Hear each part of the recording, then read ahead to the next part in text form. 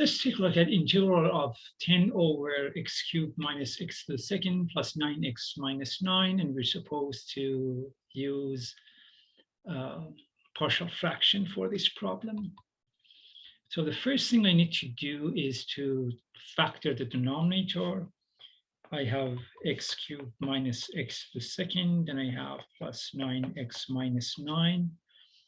Using factor by grouping, first group has x to the second in common, so x minus 1 in here. The second group has 9 in common, so x minus 1. So this turns out to be x squared plus 9, and or maybe I'm better to say that we say they have x minus 1 in common. Let's factor that out. So x squared plus 9 using factor by grouping. All right, so let's go to the next page and rewrite this as integral of 10 over. I had x minus 1 over x to the second plus 9, all that dx. So notice that I do have a linear factor in the denominator, but I also have a non-repeated irreducible quadratic factor right here. So this sequence, so 10 over x minus 1 times x squared plus 9 equals sum a over x minus 1 plus sum bx plus c over x squared plus 9. Now we have to find a, b, and c. Let's multiply both sides of this equation by the denominator, by LCD, this common denominator. And that will result at 10 equals a times x to the second plus 9 plus bx plus c times x minus 1. And now I know I have the choice of multiplying everything, distributing everything, and then trying to factor x's out. But I'm noticing that if I let x to be 1, that makes all this 0. So that would be a really good choice. So let me let x equal 1. I don't have x on left-hand side, so it remains to be 10 equals a times, when x is 1, 1 squared is 1, plus 9 is 10. So times 10, divide both sides by 10, so a equals just simply 1. So we successfully found the value of a. Now we have to find value of b and c. So here, what if I let x equal something that would make this part 0? How about, okay, yeah. Or I could just let x equal 0. Let me go to the next page, continue next page. So let x equal 0. That's going to work out okay, because when x is 0, left-hand side is 10 equals, we already know that the value of a is 1. So 1 times 0 squared plus 9 plus b times 0 plus c times 0 minus 1. So 10 equals, this is going to be just a 9. So plus c times -1 is just minus c. minus C. So solving for C, C equals -1.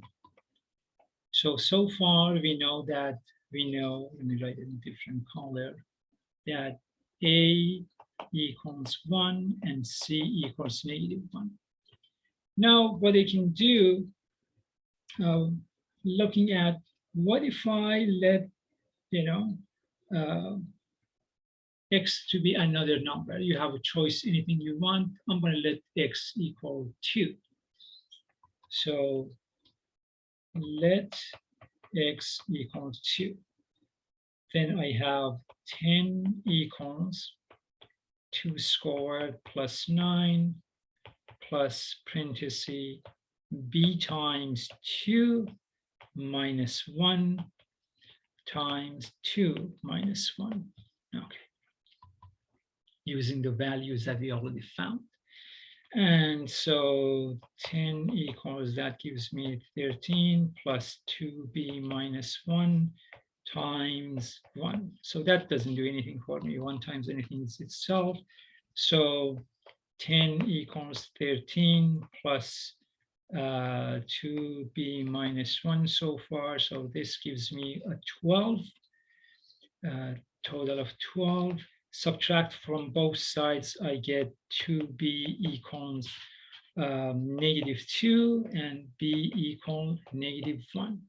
So the value of b is -1. B equals -1.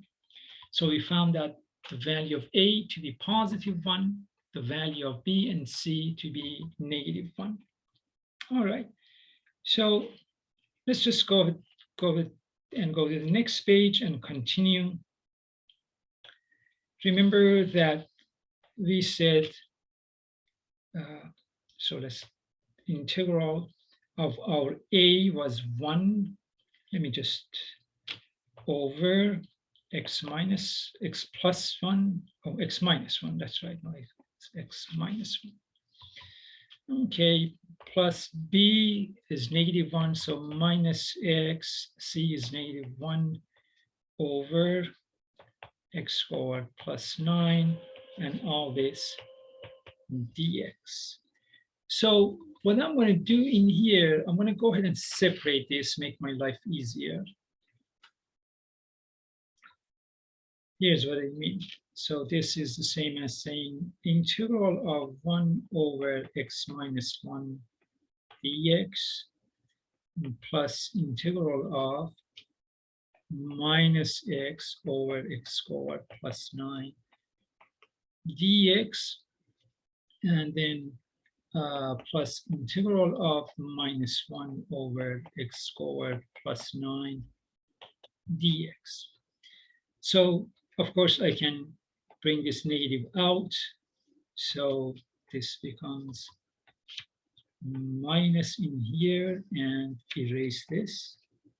Same thing with here. I'm going to erase this negative in here and just have it outside.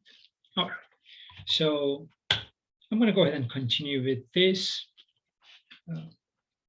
The first one is, really, if you want, you can use a U substitution, but really we already have done much practice with this, and we know that this equals a natural log of absolute value of x minus 1 standing by itself plus c.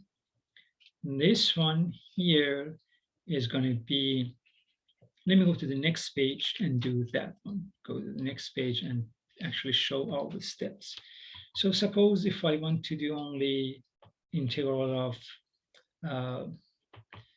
minus integral of x squared plus 9 dx, in case if you've forgotten how to do this, I'm going to let u equal x squared plus 9, du equals 2x dx, and dx equals du over 2x. So now this becomes minus integral of x over u, and dx is du over 2x. So this cancels with this. I'm going to take the 2 in the denominator out. So this becomes minus 1/2 integral of 1 over u du. So that is minus 1/2 natural log of absolute value of u, in this case, x squared plus 9 plus some constant c. That's the middle part. And let's do the last part, third part of this separately. And that was integral of 1 over x squared plus 9, okay, dx. So what I'm going to do in this case, since this is a 1 and I don't have anything, any hope of canceling anything, I'm going to go ahead and manipulate this and say this is the same as negative and 1 over. I'm going to go ahead and change my x squared to x over 3 to the second, and if I put 9 in here, I hope you can see that this, I didn't change anything. 3 squared is 9, and the 9s cancel out, so it has the same value. Plus 9, and here's my dx. So this equals minus integral of 1 over, I'm going to go ahead and factor a 9 out.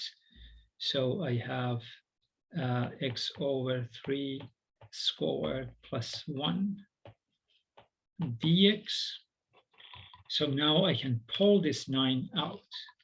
So this equals minus 1 over 9 integral of x 1 over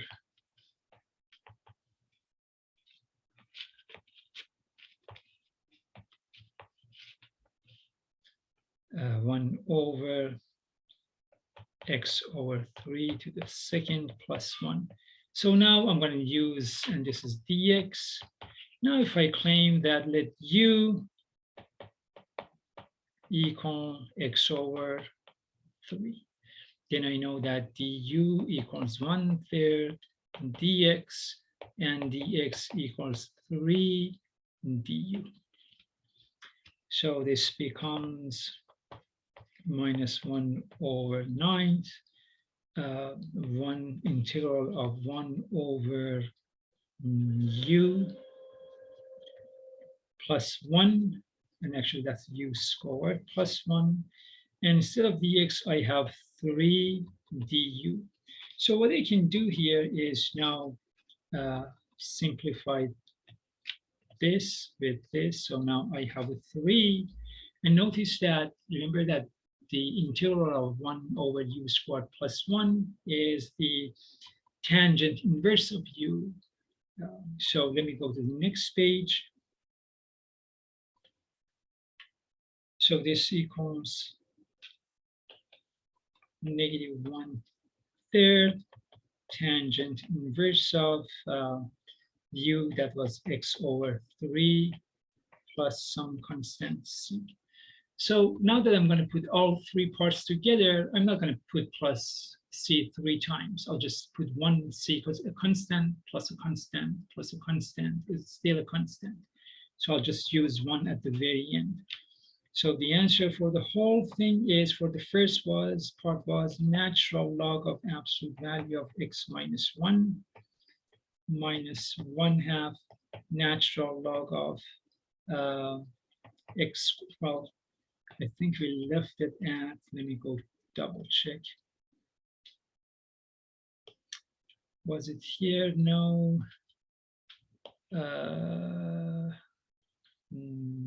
Yeah. So notice that, so this was the first part. I always wrote that down. And then this part. Notice that this, I could do one baby step and say, since x squared is always positive, write that as negative 1/2 natural log of parentheses squared, x squared plus 9 plus c. That absolute value is not necessary anymore. So let me go ahead and take this to the last page. what was it here? Okay, so -1/2 natural log of x squared plus 9. And then we had -1/3 tangent inverse of x over 3, and finally plus c. Okay, so this was a little bit longer than, and I'll do another one in a different video for you. All right, talk to you soon.